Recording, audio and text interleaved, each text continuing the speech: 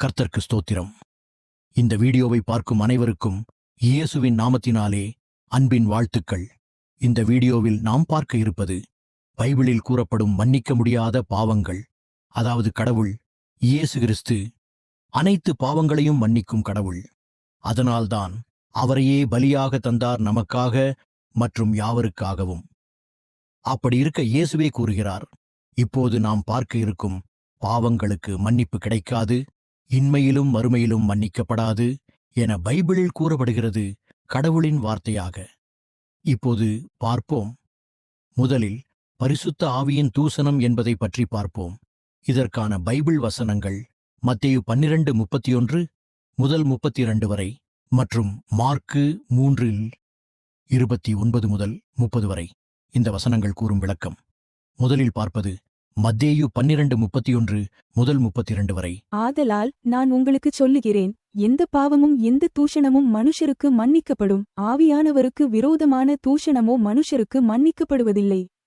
எவனாகிலும் மனுஷகுமாரனுக்கு விரோதமான வார்த்தை சொன்னால் அது அவனுக்கு மன்னிக்கப்படும், எவனாகிலும் பரிசுத்த ஆவிக்கு விரோதமாக பேசினால் அது இம்மையிலும் மறுமையிலும் அவனுக்கு மன்னிக்கப்படுவதில்லை. இதன் விளக்கம், மனுஷகுமாரனுக்கு எதிரான பாவம்.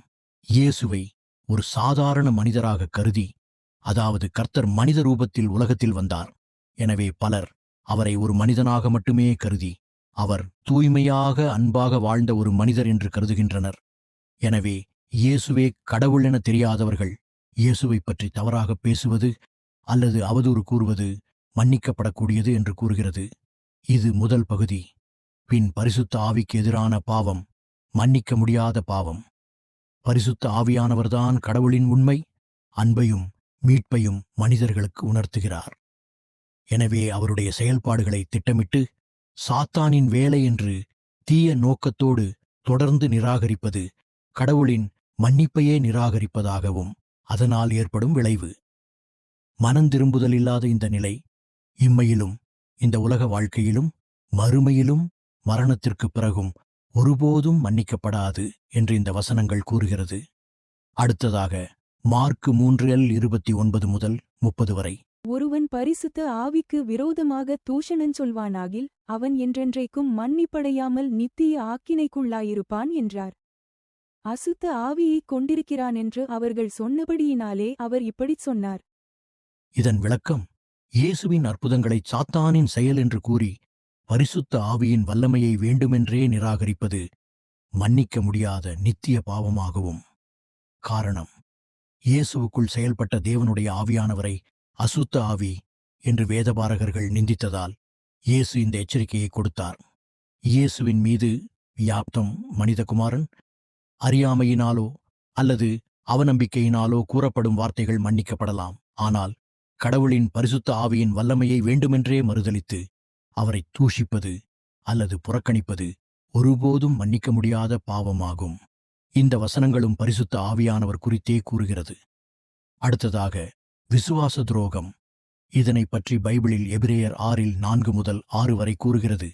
ஏனெனில் ஒருதரம் பிரகாசிப்பிக்கப்பட்டும் பரம ஈவை ருசி பார்த்தும் பரிசுத்த ஆவியை பெற்றும் தேவனுடைய நல்வார்த்தையையும் இனிவரும் உலகத்தின் பெலன்களையும் ருசி பார்த்தும் 6 மறுதலித்துப் போனவர்கள் தேவனுடைய குமாரனை தாங்களே மறுபடியும் சிலுவையில் அறைந்து அவமானப்படுத்துகிறபடியால் மனந்திரும்புதற்கேதுவாய் அவர்களை மறுபடியும் புதுப்பிக்கிறது கூடாத காரியம். இதன் விளக்கம், விசுவாச துரோகம் என்பது ஒருவர் கடவுள் இயேசுவை அறிந்து ரட்சிக்கப்பட்ட பின் அவருடைய கிருபை ஆசீர்வாதம் ரட்சிப்பை அனுபவித்த பிறகும் கூட வேண்டுமென்றே, அதாவது உலகத்தின் ஆசைக்காகவோ அல்லது உலகத்தாரின் சொற்களை கேட்டு நம்மை ரட்சித்த இயேசுவை மறுதலித்து முழுமையாக கிறிஸ்தவ விசுவாசத்தை கைவிட்டும்போது இந்த பாவம் நிகழ்கின்றன.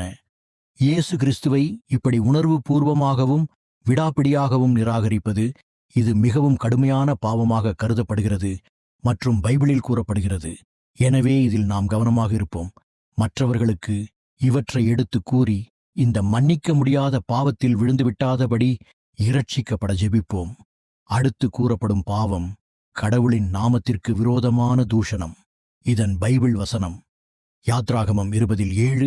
உன் தேவனாகிய கர்த்தருடைய நாமத்தை வீணிலே வழங்காதிருப்பாயாக, கர்த்தர் தம்முடைய நாமத்தை வீணிலே வழங்குகிறவனை தண்டியாமல் விடார். இதன் விளக்கம், கர்த்தருடைய நாமத்தை வீணாக பயன்படுத்துவது அல்லது அதை அவமரியாதையாகவும் அசுத்தமாகவும் பயன்படுத்துவது ஒரு கடுமையான மீறுதலாகும். தேவனுடைய நாமம் பரிசுத்தமாக்கப்பட்டு போற்றப்பட வேண்டும். அதை அலட்சியமாக பயன்படுத்துவது பயபக்தியையும் மரியாதையையும் காட்டாததை குறிக்கிறது. எனவே நாம் பார்த்த இந்த 3 பாவங்கள் கடவுளுக்கும் மனிதகுலத்திற்கும் இடையிலான உறவின் தீவிரத்தன்மையை பிரதிபலிக்கின்றன, மேலும் உண்மையான மனம் திரும்புதல் ரட்சிப்புக்கு அவசியம் என்பதை காட்டுகின்றன. கடவுள் இரக்கமுள்ளவர், ஆனால் அவர் நியாய தீர்ப்பில் நீதியுள்ளவர் என நம்புகிறீர்களா? ஆமேன் என கூறுங்கள்.